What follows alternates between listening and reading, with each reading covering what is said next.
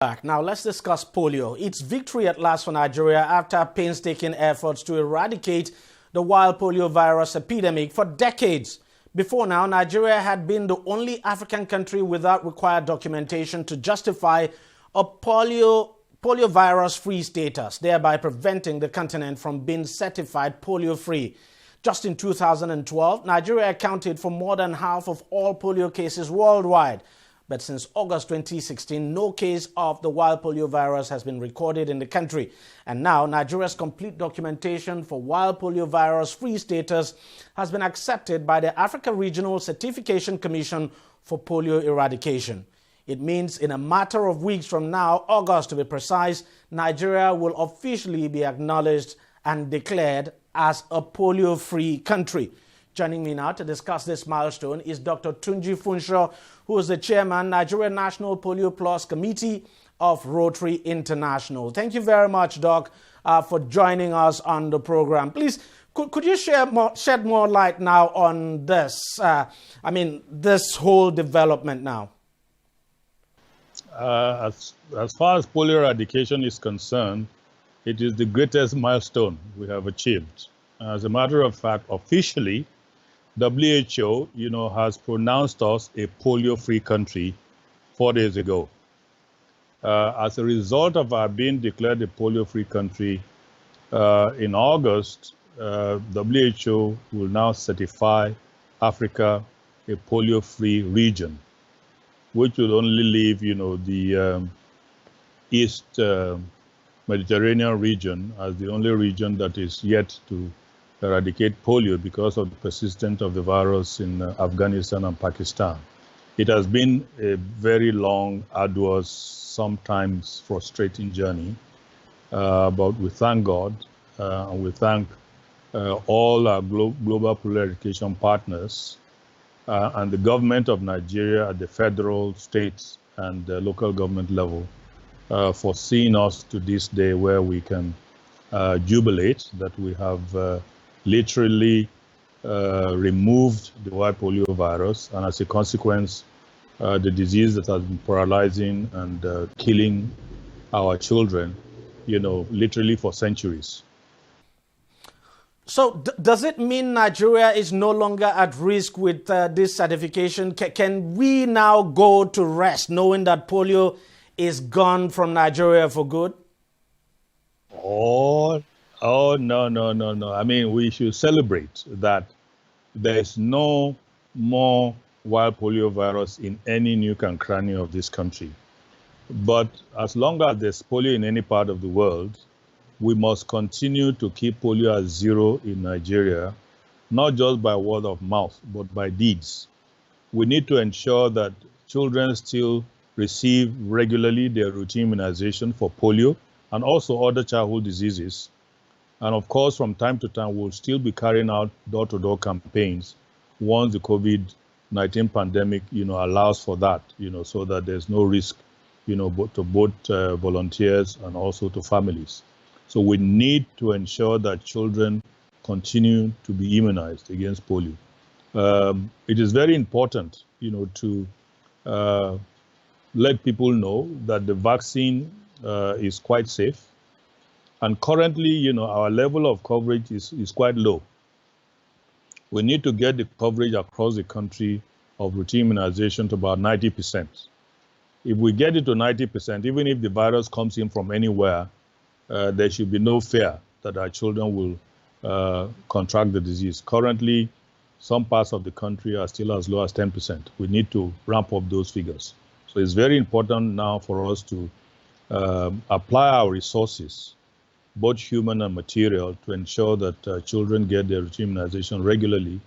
And when we come around in future to continue, because we'll still continue our house to house until we are sure that majority of our children are covered, to make their children available. So it is not done yet. We can sleep better now, but with one eye open to make sure that we keep polio at zero. But why do you think that some people reject routine immunization? It's not a rejection. We don't have much of rejections anymore. It's a question of accessibility and a question of educating parents and caregivers. As you know, in some parts of this country, it's a long road, it's a long way to get to a primary healthcare center for children to immunize.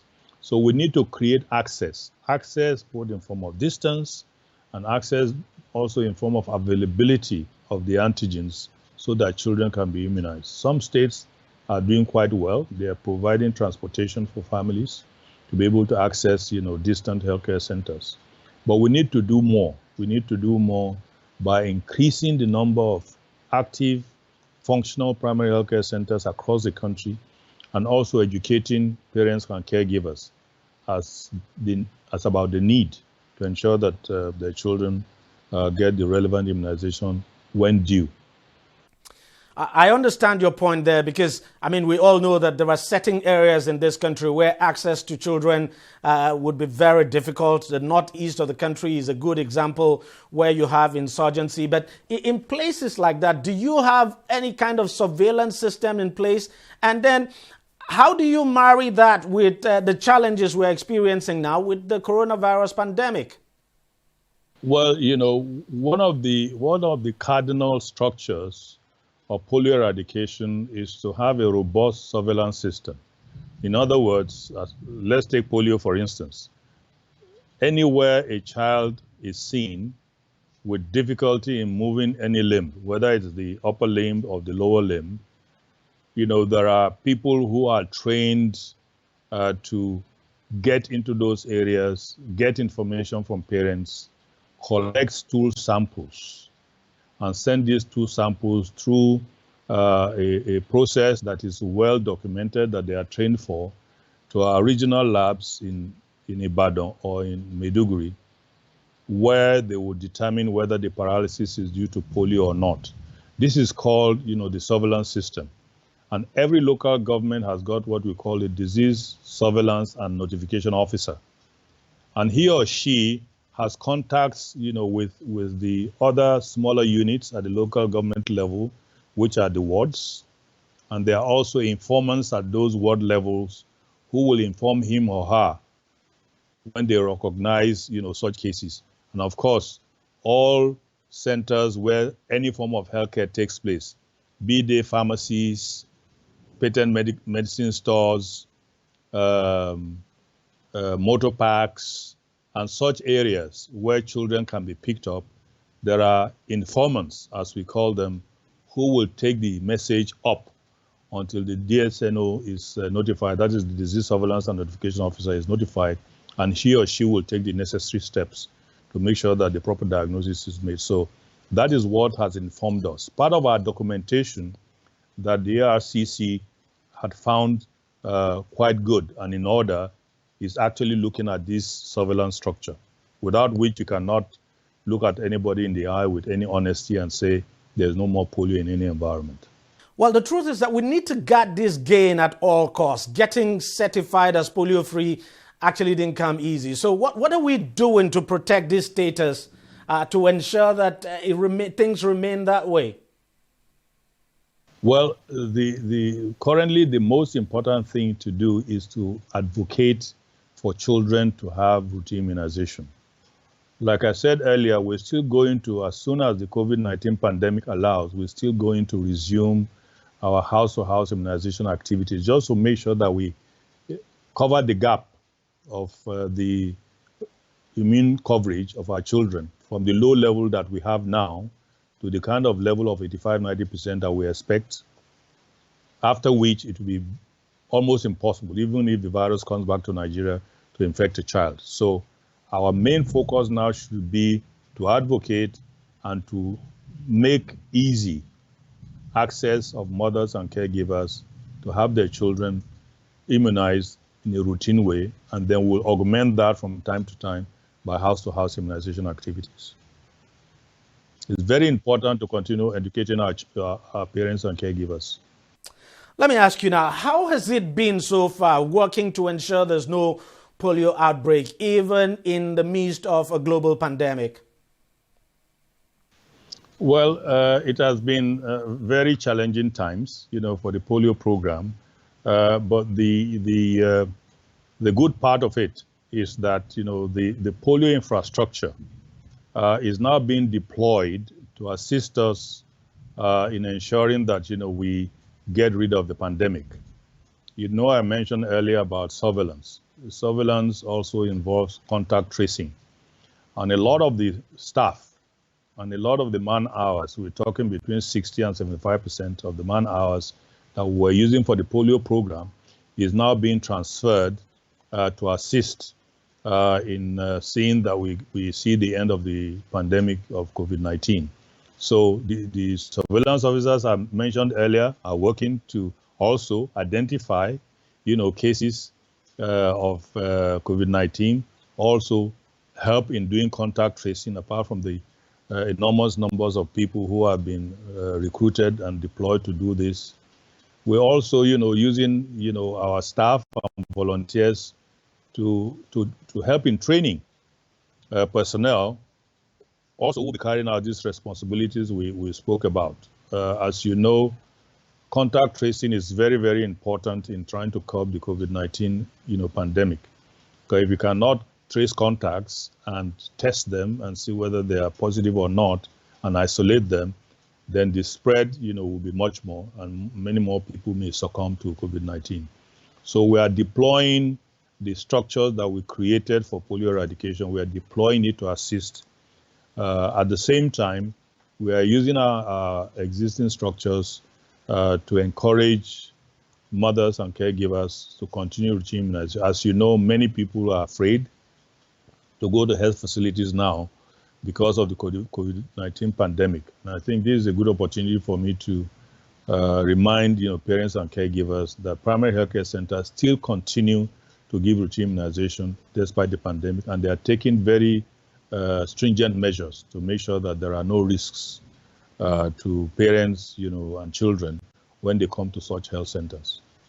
Now, before I let you go, what lessons do you think Nigeria can learn from the fight against polio that can now be channeled into tackling other diseases, including, of course, the coronavirus? I think the first, and foremost, is that there's no health intervention that is impossible once we decide we want to do it. The second thing is when you form a coalition of people with the same vision to do something in the health sector in particular, success is ensured at the end of the day. In the case of polio, it has been a great collaboration between the government at every level, our DPI partners, WHO, UNICEF, the CDC, which is the American Center for Disease Control, also the Bill and Melinda Gates Foundation, the Aliko Dangote Foundation have been very helpful in most of the northern states, and also in recent times the Gavi Foundation, for vaccines, who have joined the GPEI. I think it is a good template for us also to see to the end of a lot of other health issues, particularly health issues that concern third world or developing countries, as we would like to name them. So basically, it is to have a public-private partnership for doing good in the world. I think polio eradication in Nigeria has proven to be the case. Polio eradication around the world also has been very, very successful.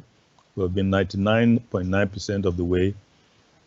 Starting from 125 countries, we have just 2 countries, Afghanistan and Pakistan, left. We also have come down from seeing 350,000 cases every year to seeing barely less than 100 cases in a year. But we always want to stress, one case of a child paralyzed by polio is a case too much, and we need to see the end of it in the world. So what you're saying in essence is that we are now in a better position to handle any disease outbreak? It's almost certain, because already we are transferring some of the assets, for polio eradication to look at other areas of intervention. Like I said earlier, we have now used the polio infrastructure to assist us with the pandemic of COVID-19. We have a huge number of human resources who are highly trained in public health now, who can now be deployed at a moment's notice to tackle on any other areas of health intervention that the partnership may decide upon. I think it's a good structure that we have developed, and it's a good legacy we have left as a result of the polio eradication efforts, for other health interventions to become successful. Dr. Tunji Funsho, thank you very much for joining us on the program, and thank you very much for your thoughts. Thank you very much. Dr. Tunji Funsho there, who is the chairman of the Rotary Committee on Polio. And let's just hope that, things continue to remain this way and that we'll remain polio-free, because the polio epidemic actually dealt a very huge blow, not just to Nigeria, but to all the countries, of course, that were affected. And let's just hope that Afghanistan and Pakistan do all they can now to attain that polio-free status. Well, thank you very much for watching the program. That's how much we can take. We'll see you again next week. But then, if you want to see this program again, it's very simple. Just go to our website, TV360Nigeria.com. You'll find this program and lots more there. You can also follow the conversation on our various social media platforms. So thank you very much for watching. Bye-bye.